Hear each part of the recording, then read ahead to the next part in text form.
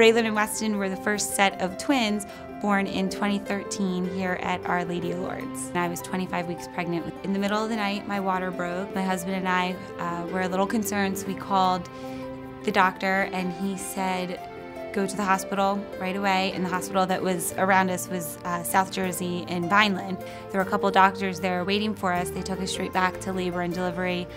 They did a couple tests. My OB/GYN then came in the room and said, we're trying to call Our Lady of Lourdes and get you a room there. They're the best to deal with this type of situation. We got here and they took me straight to labor and delivery, where I stayed for 3 weeks.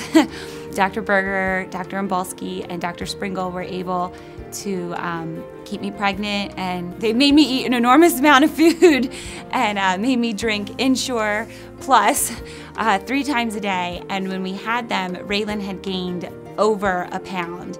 And so when we had Raylan, he was 2 pounds, 14 ounces, and Weston had gained just about a pound, so he was 2 pounds, 4 ounces when he was born. I was 28 weeks pregnant when the boys were born. This is a onesie that Weston wore.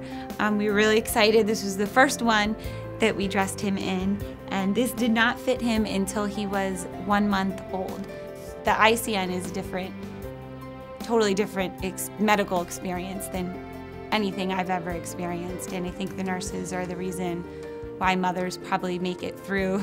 The nurses became like family, and they were there around the clock, but checking in, and they knew that I was scared. I was terrified for the first 2 weeks. I think I cried every day, and the nurses would sit with me and say it's going to be okay. Around when they reached the 32-week mark in the ICN here at Lourdes, it was brought up that we could transfer the boys to a closer hospital. We had built this relationship with the doctors. We felt confident that the nurses kept, cheering Raylan and Weston on and kind of pushing for progress. My husband and I talked about it for about 5 minutes and decided that Lourdes was the best place for the boys.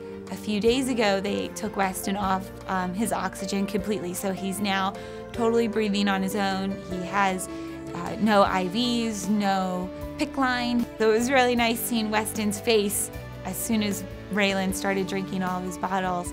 It was a huge, huge thing. So he's been doing that for 4 days now. If all the staff at Lourdes were in one room, and the doctors and the nurses, we just thank them for everything they've done. They were able to save our babies' lives.